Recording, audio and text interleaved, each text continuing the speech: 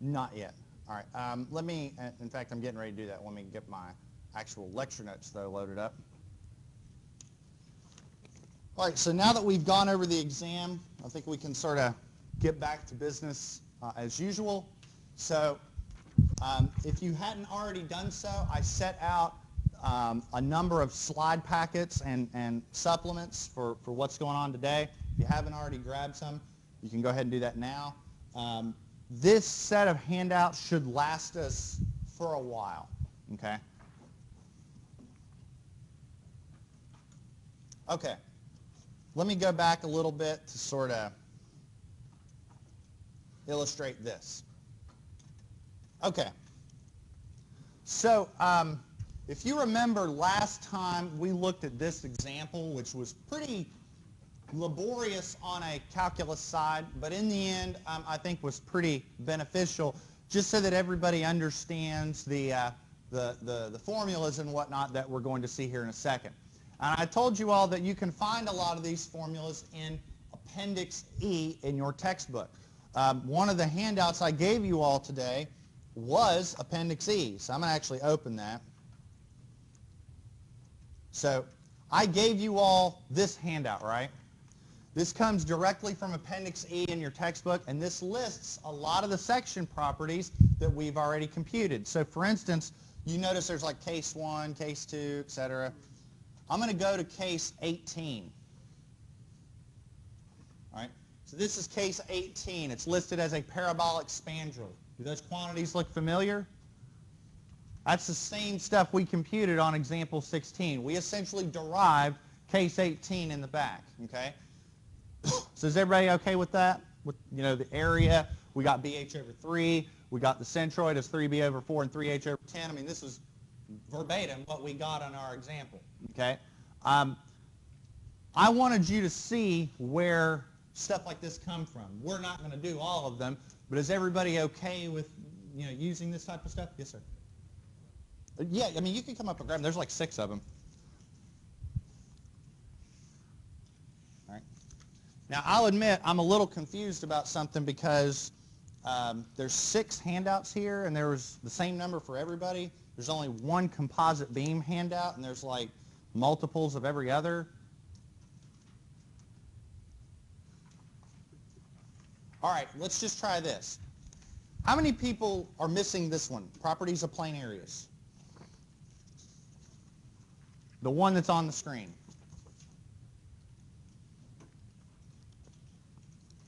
Okay. How many people are missing shear and moment diagrams? All right. How many people are missing stresses and beams? Okay, this isn't making sense because I've got like 2 shear and moment diagram handouts, and I've got like 6 stresses and beams. Like this morning. No. I mean, I've had these printed for a while, and I print the same number for everybody.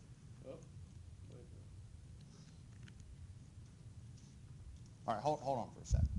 This is going to get boring for people listening to the lecture. Okay, so we still have a mystery on the composite beam bandit, but all in all, I think we will let that be settled for another day. Okay, so we've derived a lot of these properties, and now what I want to do is utilize this concept of the parallel axis theorem. So if you remember, when we computed moments of inertia, let's say for a rectangle or the parabolic spandrel in that previous example, we were just sort of putting our axes somewhere, and it really wasn't representative of the cross-section. It wasn't a standard location. And a very standard location, as we'll see later on, is the centroid. So to move those axes will change the moment of inertia, as we see for a rectangle. Okay? When we do these problems, we start off by placing our axes at a common reference locatum. We'll call that, or an arbitrary location. We'll call that the datum, and we'll see that later. We then use that datum to reference, well, what is the centroid and what have you, and we'll use that to compute the moment of inertia. But our main goal is to reference these distances from the centroid. Okay?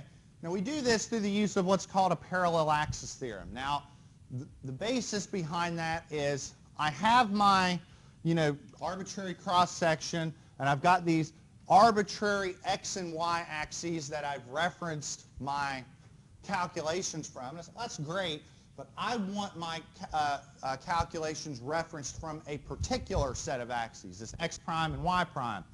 So I propose that the formula for moment of inertia changes. Moment of inertia we define about the x-axis is the integral of y squared dA. Well, about this new x-axis, it's y plus this differential distance squared. There's this additional distance squared. So I go back to algebra and I say, okay, it's time to start foiling, so FOIL that out. And then if I've got an integral of a sum, it is the sum of a number of integrals, so I can split that up, factor out my constants, and I can look at each of these independently. And I can say, well, the integral of y squared dA, well, that's my original ix. My second integral, well, that references the centroid, and if I'm trying to reference everything from the centroid anyways, that distance is going to be 0. That integral goes away. And the last one is just AD squared. So I propose that a form for the parallel axis theorem, if I have my moment of inertia with respect to a set of axes, and I want to reference it to a new set of axes, it's the moment of inertia plus AD squared. And for composite shapes, we just sum that up for the number of composite shapes that we've got. So the steps are as follows. We divide the cross-section into simple shapes. We compute the centroid, sum of AY over sum of A, or sum of AX over sum of A, depending on what you're doing, and then compute the moments of inertia using the parallel axis theorem. The only thing that isn't quite clear are the distances, the little d distances, but it's pretty simple. All I have to do is recognize that the distance from here to here is y, but the distance from here to here is y bar, so it's just a difference. And if I square it, well, it doesn't matter if I say yi minus y bar or y bar minus yi. If I'm squaring it, any number squared, whether it's negative or positive, comes out positive. So the signs sort of wash out. So we're going to compute the moment of inertia of the following shape, the following composite shape. We're going to use Appendix E. So if some of you were bandits and stole others' Appendix E, just peek over at your friend or something. It was a joke, not a very funny one. We're going to go through and compute the section properties for this composite shape. So, okay. We're also going to do this using Microsoft Excel as well. I want to explore some of its use also. So,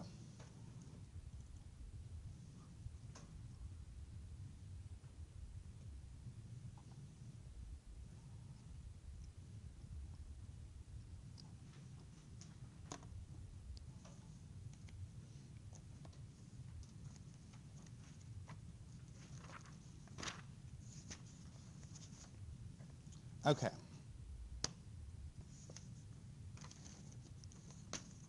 All right.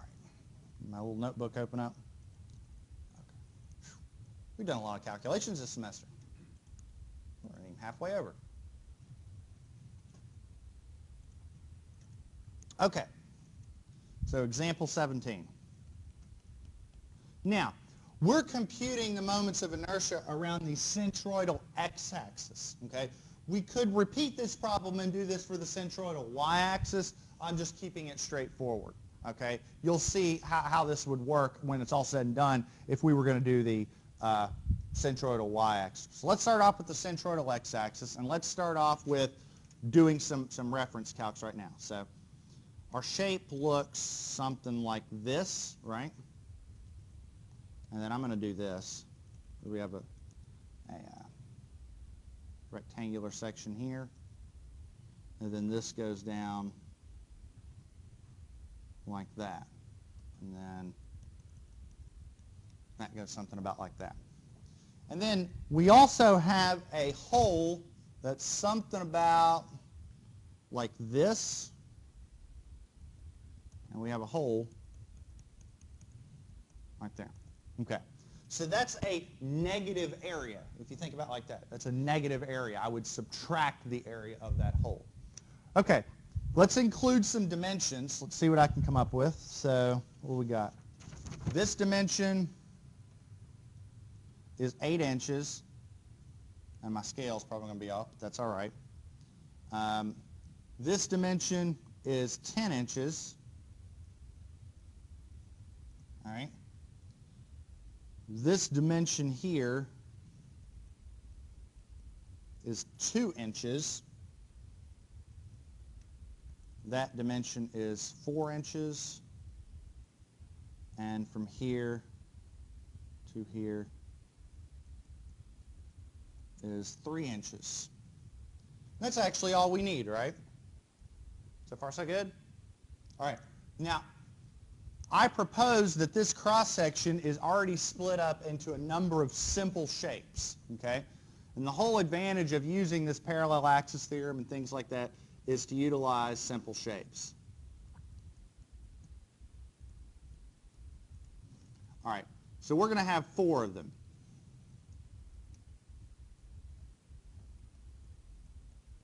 All right, we're going to have a rectangle.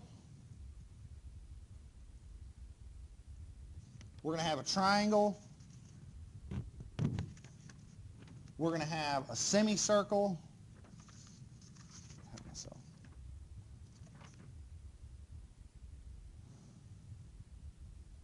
And we're going to have this circle, which is also a hole. So my point being is that all of these are going to have sort of positive areas. This one's going to have a negative area or a negative quantity associated with it. Sound good? Now, we are computing the moment of inertia of this shape about the centroidal x-axis. So right off the bat, I need to compute some areas and some centroidal distances, but I got to reference them from a common location. So what I'm going to do is I'm going to assume that this bottom axis here, I'm going to give that a particular name. I'm going to call this the datum. All right? And the point being is that all of these shapes that we're going to, and all these centroidal distances that we're going to compute, we're going to reference them from the datum. So let's take these shapes one at a time.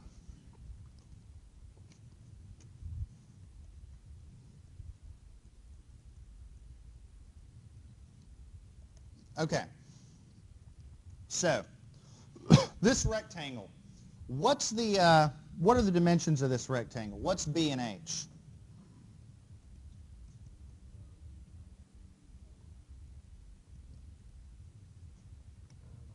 By 8, there we go. And how did you get that? Well, the radius of this semicircle is 4, so the diameter is 8, right? So that's that height.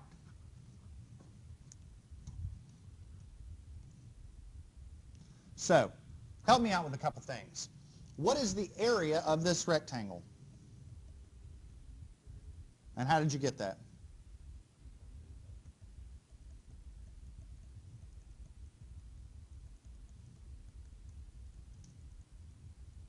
All right. Now, what is the moment of inertia? Let's go ahead and do that one next. No, let's do that one later. Let's look at the centroidal distance. Now, we're looking at the centroidal distance from the datum, okay? So we're measuring everything from the datum. So if I'm thinking the centroid is somewhere, I don't know, right there, then I'm talking about that distance. It's a vertical distance. So I'm looking for a y distance. What is the centroidal distance? In other words, how do I get, let's think about this, how do I get from that datum to the centroid of that rectangle, that distance? And what is that? You go up 4. Now, why'd you do 4? And what's the formula? I think you're thinking too much about it. I'm saying it's h over 2. You see what I mean? This is all common sense stuff, right? If it's not common sense, that's what this is for. I want you all to get this out. I want you to look at case 2. Or case 1 and case 2, although case 2 is the one, or no, case 1, I'm sorry, case 1. I want to look at case 1. Let's look at case 1. So case 1 is a rectangle with the origin at the center, okay? So how do I get from the center to that bottom? It's that y distance, and it's h over 2. Does everybody see that? How do I get the area? It's b times h. All right? Now, I'm looking for a moment of inertia about the x-axis. So I need to compute ix. And what is that?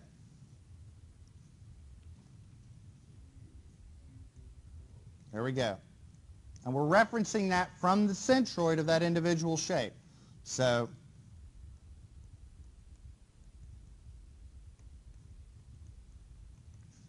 and what is that?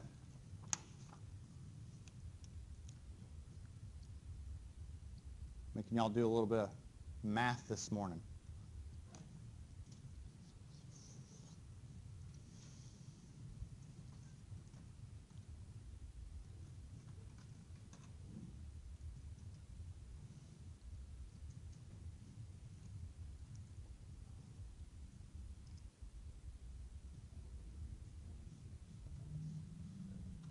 And what are the units on that? There we go. Okay, everybody good?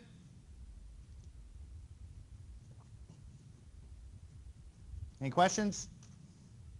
All right, now, this is where you got to pay attention, and you got to make sure you're using the appropriate formulas, okay? Shape 2 is that triangle. Okay, so the first thing I want you to do is I want you to find the triangle with the origin at the centroid. So what case is that? Case 3, right?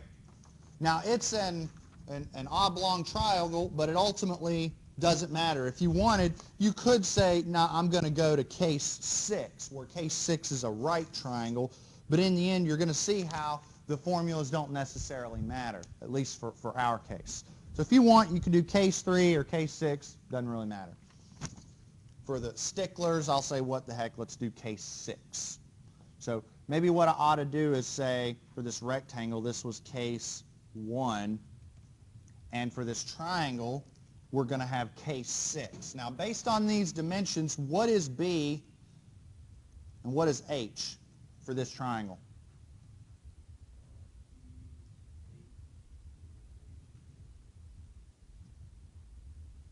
Is everybody okay with that?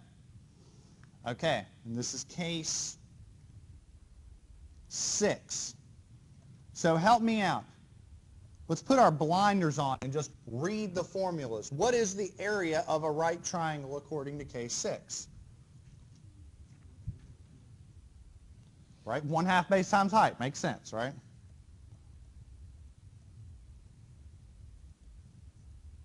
So 8 times 8 is 64 over 2,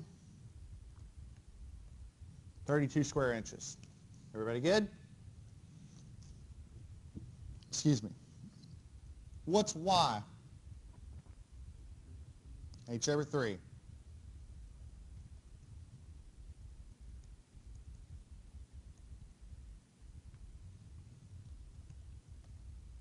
So far, so good? Oh, wait, no. Yeah, that's right, 2.67. All right. Now, what is the moment of inertia?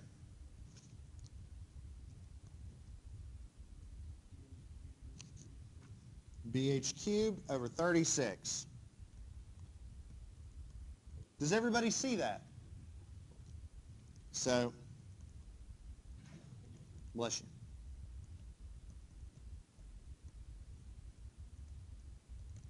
And what do you get?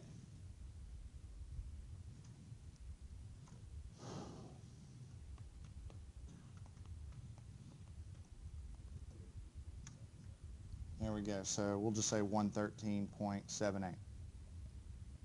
Sound good? Okay. Is everybody okay on this? You'll be hold off for a second. All right.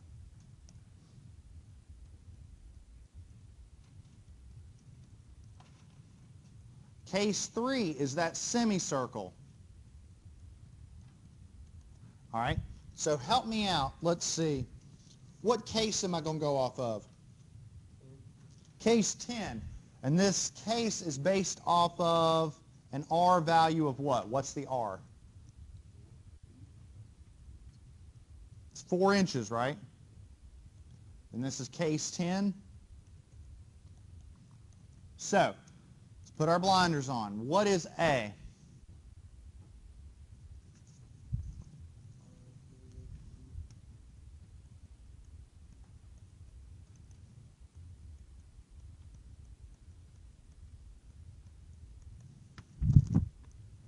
And that is what? 8 pi. So what is that?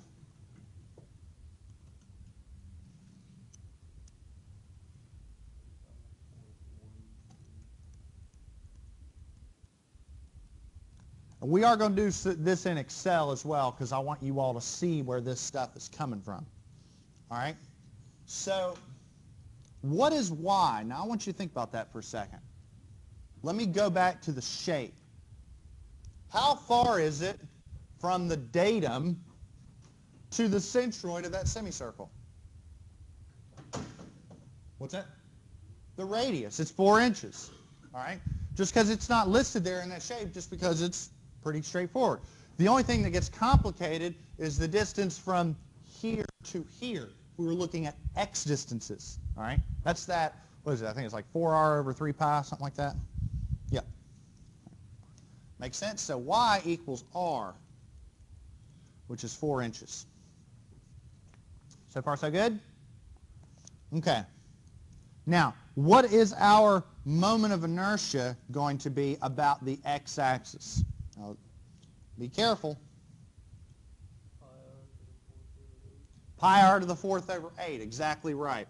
Now, why did you use the other one? Because it's flipped. Exactly. Make sense? So this is pi 4 to the 4th over 8. So, is it? It's r to the 4th. There's one more 4 that goes in there.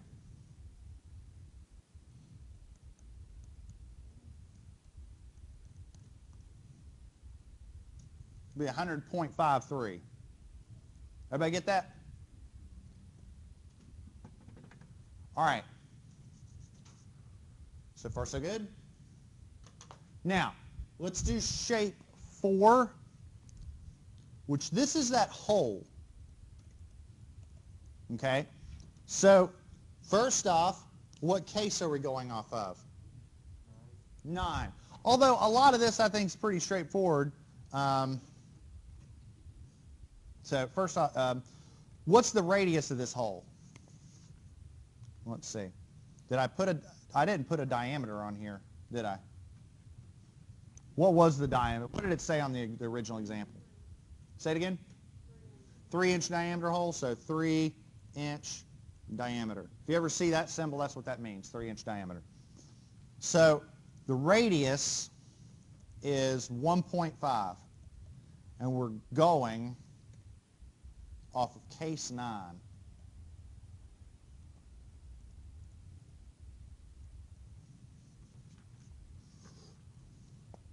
Okay. So far, so good? All right. Okay.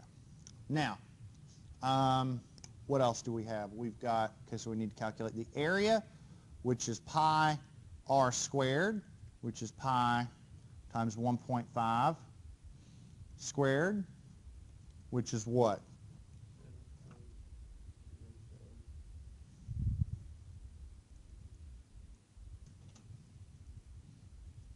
There's that. What's y?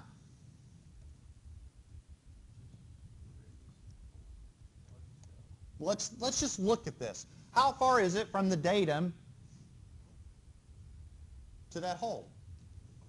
Tell you what, let's make it easier. How tall is that rectangle? So how far is it from the datum to the center of that hole? 5 inches, right? From there to there, that's 5, right? So what's y? It's 5.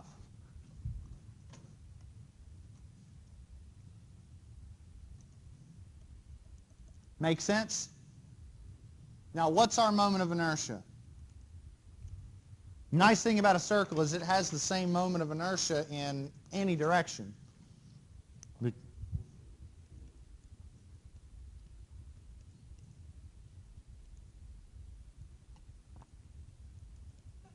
Bless you.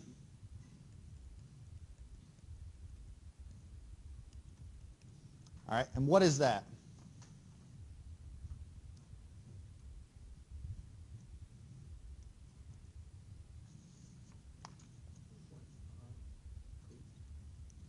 All right, hold on. Say it again. 3.98?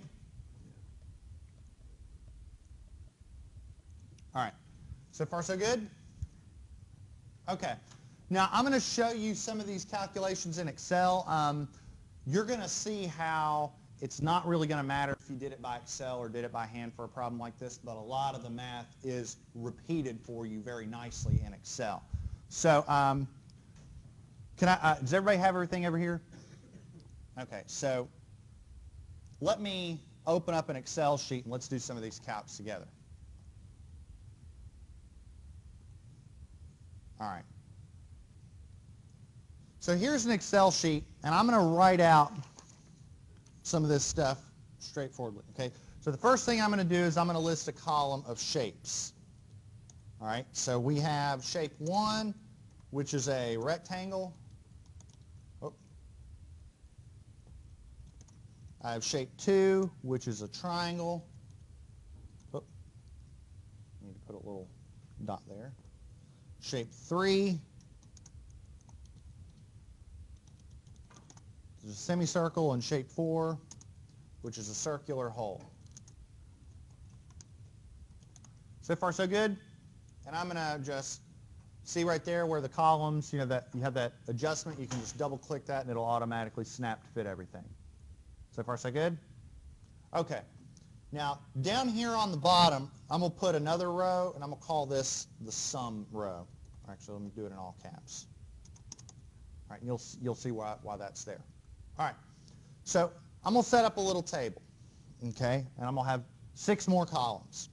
I'm going to have the area. That's going to be in square inches. I'm going to have the centroidal distances in inches. I'm going to have AY in cubic inches. I'm going to have my original moment of inertia in inches to the 4th. I'm going to have my little d distances in inches.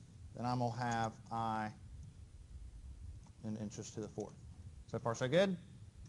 And let me pretty this up a little bit. Let's center that. Let's shade that up a little bit. Do something like that.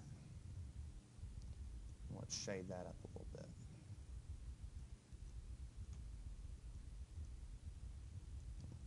Okay. Everybody okay with what I got so far? All right. Any questions?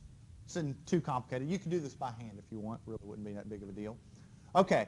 Now, some of these quantities we've already computed right off the bat. I've got an area column, the y column, and this moment of inertia column. I've already got all these. Okay. These are the moments of inertia of each individual shape about their own centroid. Okay. So that's what this I naught column is. Okay. So let me start filling some of this in. Now this is Excel, so instead of typing in the numbers, I'm going to have it do the math for me. So let's start off with the rectangle. That is equals 10 times 8, right? Okay. What about the triangle?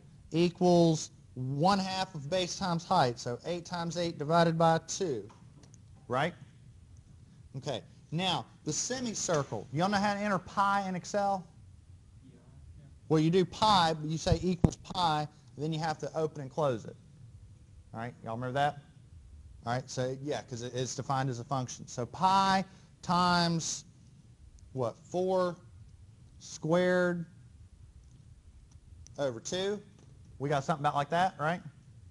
And then what do we get for the whole? We got pi times 1.5 squared, right? Now, I propose to you that's a whole, okay? So I propose what I'm going to do is equals negative pi times 1.5 squared. I'm making that a negative area. Make sense? All right. So what am I going to do in this sum column? I mean, it's a very creative name. just going to sum everything. You could do that by hand. You could just say that plus that minus that. Very easily, right? Now, let's do the y distances. Let's take this one step at a time. So, the y distances, what do we got? For the rectangle, it was, what, 8 over 2? For the triangle, 8 divided by 3. So instead of entering 2.67, have it do the math for you. For the semicircle, it was just 4, right? And for the whole, 5. So far, so good? Okay. Now, I'm going to ignore all this other stuff, but I want to go to this column because this stuff we've already computed. All right, for the rectangle, 10 times 8 cubed over 12. So equals 10 times 8 cubed divided by 12. There you go. I usually like to group all my stuff together, so I usually get parentheses happy when I use Excel. It's just what I like to do. It's a habit formed of trying to, spreadsheet some steel design and bridge engineering formulas that are about yay long, and when in doubt, use a bunch of parentheses. All right, triangle. So we've got BH cubed over, 36, so equals 8 times 8 cubed over 36. And you don't technically need those parentheses. If you want to leave them off, that's fine. Okay? The semicircle equals pi times r to the 4th divided by 8, right? And again, if you're missing some of these formulas, that's why I'm recording. You can always go back and watch the video and make sure that you see where I'm doing this stuff. All right, the whole equals pi times 1.5 4th divided by 4. So far, so good? Now, I propose to you that for this whole, we need to make this quantity negative as well. Because it's a negative, it is removing stiffness from the section, right? You don't make sections stronger by removing material. You see what I mean? So, or stiffer, I guess would be the more appropriate term. So what I'm going to do is I'm going to highlight those just to indicate those are the negative quantities. So far, so good? All right. The first thing we need to do is determine a centroid. Now, what's the formula for a centroid? Sum of AY over sum of A, right? So it's starting to seem like a pretty reasonable bet why I've got this column. Now, how do I calculate the quantities in that column? That times that. That times that. That times that. That times that. Sound good? So, just take it one step at a time. Now, what's 80 times 4? 320, right? What's that times that? It's that. I'm lazy, so I'm just going to hit Control-C for copy. Go down, hit Control-V, hit Control-V. All right? So 25.13 times 4 is about 100.53, etc. You know the drill. So far, so good?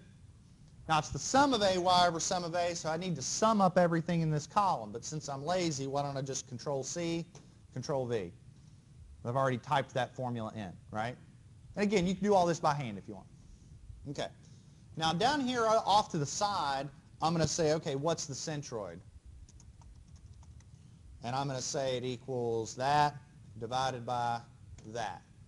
So I propose to you that the centroid of this section, what I get, 3.62? I propose to you that if here's my shape, from the bottom of this section, if I measure up 3.62, that's the center of gravity about that direction. Make sense? Not too bad, right? Okay. Any questions? Now, with that, I've only got 2 columns to fill out, my d distances and my moments of inertia. Let's start off with the d distances. Now, the d distances are the distance from the centroid of an individual shape to the centroid of the whole thing. Now, I've already got my y distances, and I've already got y bar. I propose that to get this one, I just take that minus that, and that's it. Equals that minus that. Now, does it matter what order I do the subtraction in? No. I could do, this minus that or that minus this. It doesn't matter because ultimately I'm going to take this quantity and square it, right? So this order doesn't matter.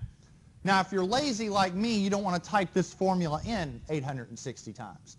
So let's see if you all remember this. I want this formula to stay fixed on this centroid. Anybody remember what you got to do in Excel? F4, right? You hit F4 right there in front of that cell, and it locks it in, right? Or you can type in those dollar signs. Remember, the dollar sign in front of the C locks the row, the dollar or locks the column, the dollar sign in front of the 9 locks the row. So, whoops, excuse me. So there's that, and if I drag that down using that black plus sign, it fills that in. See, notice how the blue cell went down, the orange cell did not. It stayed right where it wanted to be. So far, so good? All right. Now, any questions? Now, what does the parallel axis theorem state? I sum up I plus what? The sum of I plus, there's some quantities in that sum. It's a few slides back, and making sure y'all pay attention. Say it again. Sum of I plus AD squared. Everybody remember that? So, just so everybody's clear, we're talking about all that. The sum of I plus AD squared. So, I propose that to do this, I say equals I plus A times D squared. There you go. Because I'm lazy, copy and paste. And because I am also furtherly lazy, copy this. There you go. So I propose that the moment of inertia about that shape, about its centroidal x-axis, is about 667.8 inches to the fourth. Make sense? Not too bad, right? Now, if you want to further optimize your calculation and make your spreadsheet a little smaller, technically we don't need this cell out here. Because what I could do is this. See right here how I'm saying it is this quantity minus that? Well, how did I compute this? I took that divided by that, right? So I propose that I could say, all right, let's remove this C9 and let's say it's just that divided by that. And then go to each one of these and lock them in. See what I mean? So it's the same answer. Doesn't change. And now I don't even need this. Make sense? Just so you all are clear, if you're wondering, well, could you send us this? If you go to MU Online, to the lecture notes, I've posted that. Okay? So all this is posted for you. Sound good? Any questions? Everybody good? Okay, all right. So one final point I wanted to make is all that we just did was the centroidal moment of inertia about the horizontal axis. We could just as easily compute a moment of inertia about the y-axis. Instead of referencing distances up and down, we would just be referencing distances left and right. Same deal, though, right? Make sense? All right. You can also use, I know you can use AutoCAD to do moments of inertia. You can use a mass property section. If I had to guess, MicroStation could do something similar. I'm sorry, I'm an AutoCAD guy, so I'm not a MicroStation guy. Okay, everybody good? My structural analysis folks, they're probably going to want to take a nap right now because they have just celebrated this topic not too long ago, looking at shear and moment diagrams. Now, if I had to guess, you all have at least seen them before, am I right? And have a basic understanding of them. Well, I don't know specifically where, given your statics backgrounds, what you've covered on this. If you've covered at least a cursory amount of shear and moment diagrams, that's fine. I want to at least go over some basics of it. My big assumption is that you've at least seen them before. But if it's been a while, no big deal. So shear and moment diagrams are one of the most fundamental tools that engineers use. And we need to cover this before we really start getting into beam stresses. To define a beam stress, or the beam stress formula, it is sigma equals my over I, and we'll derive that later. But for sigma equals my over I, we need an understanding of two quantities. First off, we need an understanding of I, which is the moment of inertia. That's what we've been covering. Okay? Second, we need an understanding of M, the moments. So we need to understand shear and moments. That's where shear and moment diagrams come into play. So what are they? They are a graphical tool that represents the internal forces and moments inside beams. I mean, beams are everywhere in engineering, specifically civil and mechanical. So it's a very fundamental quantity. Now, if you take me for structural analysis, we take shear and moment diagrams and we do them for real in there. In here, I want you to understand it, but this is not a structural analysis course. So we're not going to do complex shear and moment diagrams in here like we would in a course like structural analysis. In structural analysis, we got triangular loads and internal hinges and stuff all over the place. Here, it's pretty straightforward. In structural analysis, I have you all derive moment functions and things like that. We're going to do stuff like that in here as well, but it's going to be fairly basic.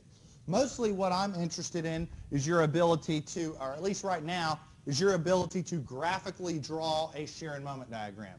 Now I want to at least illustrate the basics of how that's done. So I want to consider the following beam. It's subjected to some load. It doesn't matter what it is, some arbitrary load across the beam. And you know me, my favorite weapon is a samurai sword or lightsaber, depending upon what kind of sci-fi mood I'm in. So I'm going to cut a little element out of that beam, a little dx element, okay? Now I propose to you that if I zoom into that, keep in mind we're talking about an element that's bitty small, okay? Very small. I propose that on one side of the element we have some shear and moment, and on the other side we have some shear and moment, but I propose it changes a little bit, that from one side of the element to the other there's a change in shear and a change in moment. That's at dV and dm. And while the load is variable, I propose that over that super tiny element, I propose that we can assume that that load is constant. Now, I have it drawn upward just for sign convention's sake. Upward loads being positive, downward loads being negative. Okay. Now, so these dV and dm terms are accounting for the change in moment on either end, and what I'm going to do is try and derive an expression for those. And I'm going to do that through the use of equilibrium. So let's take a look at this element. Let's do a sum of forces in the y direction. Let's keep it simple. All right. So sum of forces in the y direction. What do I got going on? Well, I've got V going up, and I've got V plus dV going down. Make sense? Now I've got this distributed load going up, but it's not W, it's W acting over the length of the element dx. So it's W dx going up, right? So if I set these equal to one another and recognize I can cancel the V's, I propose that that differential shear is W dx. Make sense? Same thing with the moments. If I sum moments, we'll sum moments at the right side of that section. So what do I have? Well, I have, first off the moments, I have a moment acting clockwise, and then I have an M plus dm acting counterclockwise. I do not get any moment from this shear on the right side since I'm summing moments here, but I do get moment from this. V times what? Dx. Make sense? Now, my distributed load causes moment in this direction. The force is W dx, the distributed load acting over the length of the element. And then what's the centroid? Well, for that uniformly distributed load, it's halfway over. Make sense? Now, set everything equal to one another. I can cancel out the m's. And as for that term that's being crossed out, I've got W dx squared over 2. Keep in mind what you're doing. You're taking a differential element. Remember, how wide is a differential element? It's very tiny, small, little itty bitty element. And I'm taking that width and I'm squaring it. What happens to a small number when you square it? You get a really small number, right? So I propose that that term is negligible. We can get rid of it, okay? So we get rid of that term, and we get that dm equals v dx. Sound good? All right. The purpose of all of this is that we can define a pretty straightforward relationship between shear and moment. In other words, if I quote unquote integrate the loads, I will get the shears. And if I integrate the shears, I will get the moments. So I do this in a step-by-step fashion. So I can state this verbally, but the relationship between load and shear. At any given point, the slope of the shear diagram is equal to the load, and the change in shear between any 2 points is equal to the magnitude of load. And the same thing is true for moments. At any given point, the slope of the moment diagram is equal to the shear. So if you've had structural analysis, that's where that whole lot to a little comes from, but you all have already seen a lot of this. Between 2 points, the change in moment is equal to the area of the shear diagram. All right? We're starting to run short on time, so I don't want to rush this topic. I do want to give it its due diligence. Like I said, we are not going to have class on Thursday. I will send out an email to verify that. That way, if you all have your Outlook calendars and all that, you can put it in there or whatever. Again, grades are updated. I'm tickled at your performance on the exam. I thought you all did great. That's all I've got. I will see you all next week. You all have a good week and a good weekend.